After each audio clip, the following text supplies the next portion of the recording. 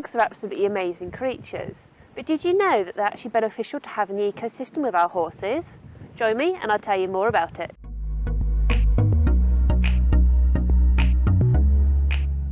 Hello and welcome back to the Naturally YouTube channel. I'm Marianne and I'm passionate about helping you to heal your horse, mind, body and soul naturally. Now today is all about frogs and why we do our best to make sure that the frog spawn that we find around the land is allowed to develop and become frogs. So join me and I'll tell you all the advantages of having a frog in your horse's ecosystem. So today we have done a check of our field and we found that we've got frog spawn in our water hole. This bit here is just draining off some of the excess water. And we found that we've got some frog spawn, such as this patch just here. I've also got a collection in this bucket of frog spawn that we've already collected. So we're just extracting it because we know that this is going to dry out very quickly, way too quickly for the frog spawn to hatch and grow enough that they'll survive and take themselves into the deeper water. So I've just got a feed scoop here.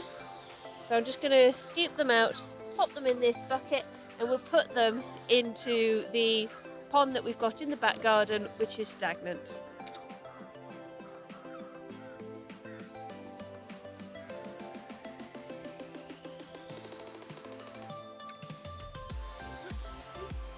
There we go. So we've taken those out, now take them into the back garden, put them into a small fish pond and watch them develop. So here we are, this is our stagnant fish pond.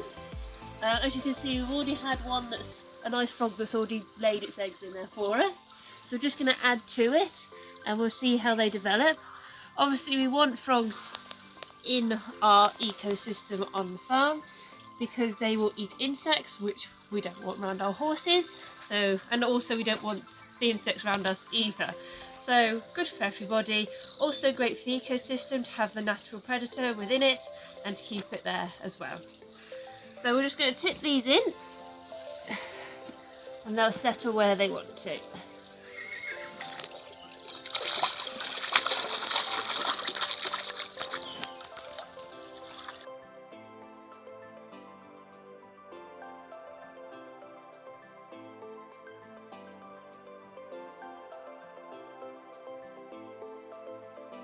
Just heading back to our watering hole as I've just gone for a stroll around it and found that there's some more frog spawn, so I'm going to go and collect that. I'm going to go and put it in the stagnant pond that we've got the other frog spawn in. So we're just going to add this lot into the pond as well, purely to keep it safe and to encourage the wildlife, because at the moment it's in here, which is going to dry out very, very quickly. So just for conservation, I'm just going to move it to where I know it's going to be safe, and then we can have some more tadpoles. So here we go.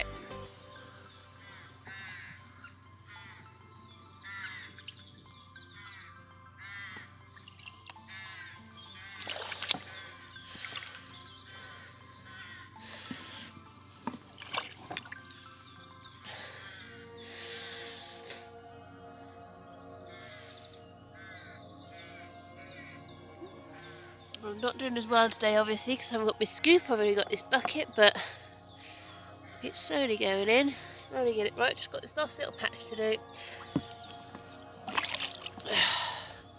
Rats.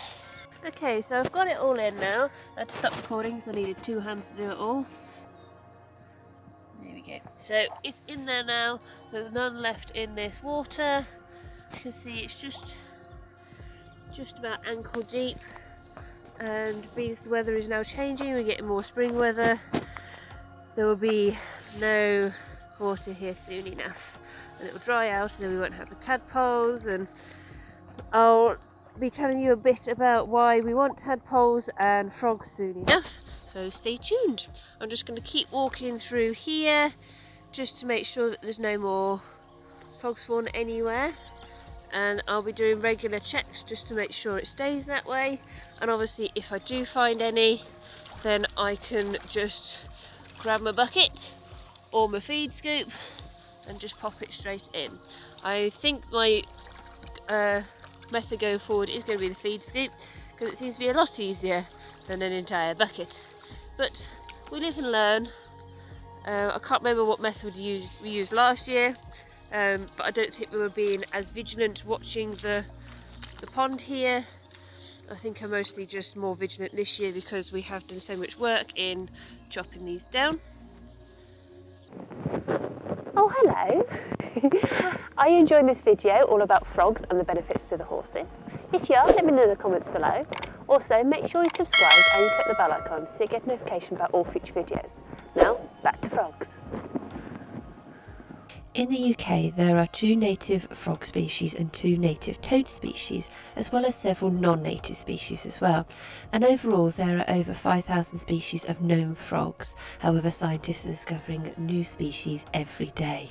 The species that we find on our land is the common frog, which is Rana temporaria, which is known for its smooth skin in a variety of colours from grey, olive green and yellow to brown. They are also able to lighten and darken their skin to match their surroundings. Just popped up to check the water in the middle of a break in shredding trees.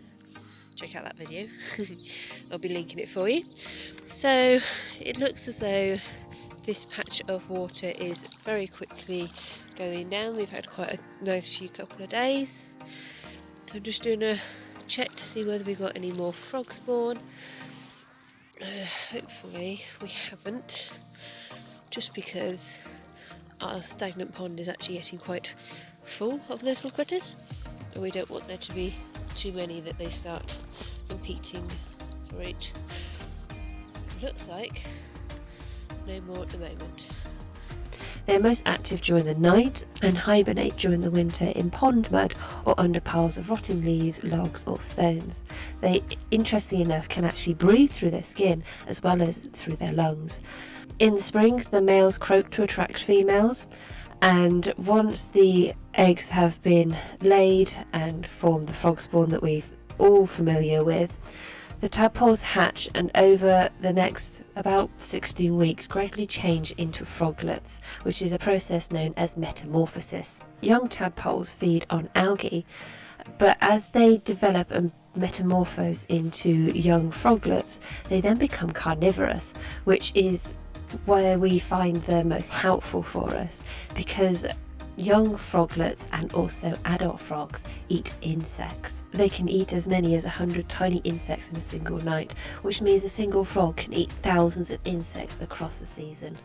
So when present in controlled numbers, native frogs can be collectively known as a mechanism of pest control. Their preference for insects makes them very desirable to us horsey people, because they eat things such as mosquitoes and gnats and midges, and not to mention the most annoying insect of them all, the horsefly. Frogs are a vital part of every healthy and natural ecosystem, as they play a central role in the food chain.